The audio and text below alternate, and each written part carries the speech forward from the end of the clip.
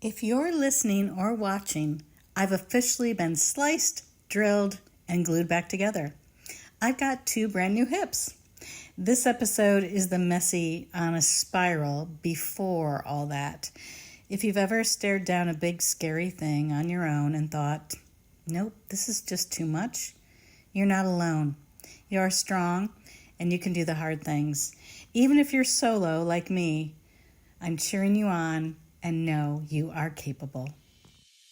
Welcome to the Youthful Older Yogi Podcast. I'm MJ Waddell, your yogi host and founder of Share Yoga. I've been practicing, teaching, and loving yoga for over 25 years.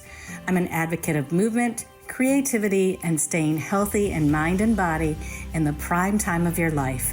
It's never too late to start, and there's a lot of healthy years ahead. So let's start now.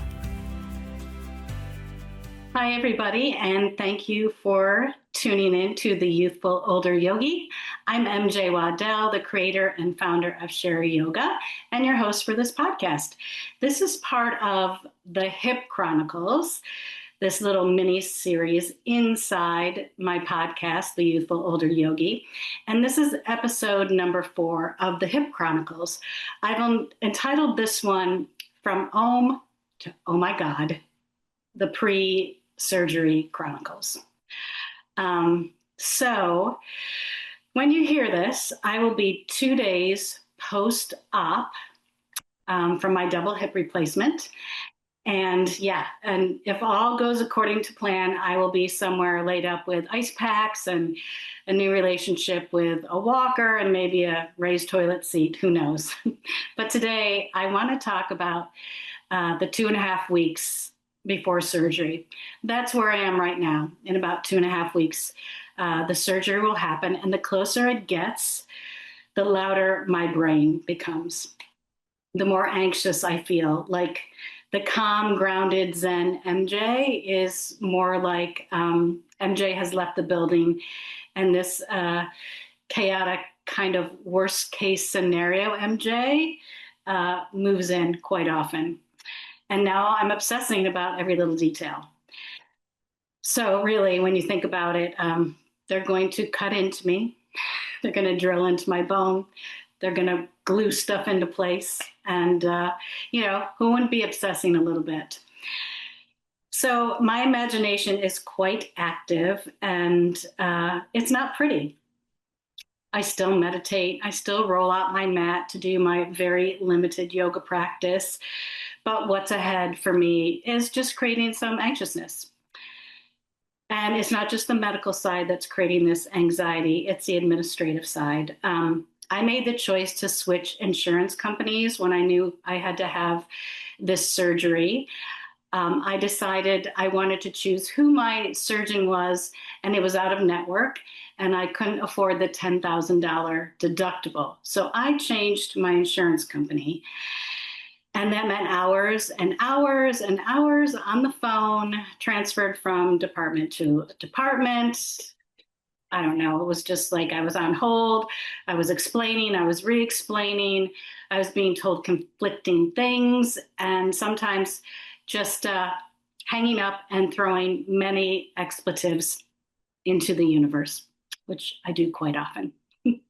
My favorite expletives. Many of you know what it is. I wanted to pop in and thank you for listening to the Youthful Older Yogi. I love bringing you great guests, education, and ways to stay youthful in mind and body. If you love the show and want to help me make it even better, please consider becoming a supporter. You get to choose how much and how often you give, and there's no commitment. And remember, I donate a portion of every dollar I receive to charity. For 2025, I've chosen United Nations World Food Program. Just click the support button in the show notes. And just as helpful is sharing the show with others. Thank you again so much for listening. And now let's get back to the podcast. So at one point I generally thought, do they want us to fail? Like, who designs these systems? Do they just want us to give up and limp away?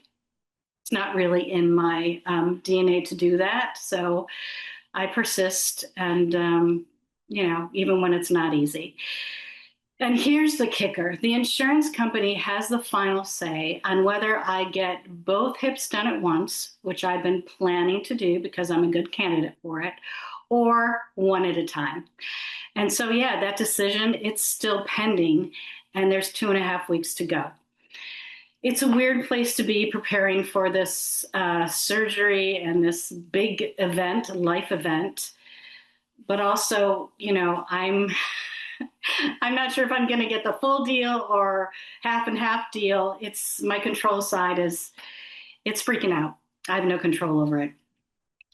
And then there's the logistics, the planning, coordinating with family and friends, making sure my travel, my housing, all my post-op recovery is all lined up. And, this surgery has been like a full-time job for me, literally. I wish I had a secretary or a project manager to help me out. And so all of this mental, emotional, physical, financial, administrative overwhelm, it adds up. And I just want to say this out loud, especially for those of you that are handling a health challenge by yourself. I see you. I am you. And there are moments when I think you may have thought the same way. I think it's too much. Maybe I shouldn't go through with it. Maybe I should just live with the pain. And I get it. So I've had to cheer myself through this process, and it's exhausting. But I know I'm capable, and so are you. But I'm doing this podcast and this series, the Hip Chronicles, because I want to tell the truth about what it really takes. The hard stuff, the weird stuff, the stuff nobody really talks about or warns you about. And maybe it may help someone else who feels alone. Maybe it'll help them feel less alone in their own journey. I don't know exactly when I'll be able to record again. It'll depend on what my pain level is, how my meds are working, and if I'm able to just form sentences, complete sentences. But I will be back. And I'll tell you all the real deal post-surgery stuff when I do.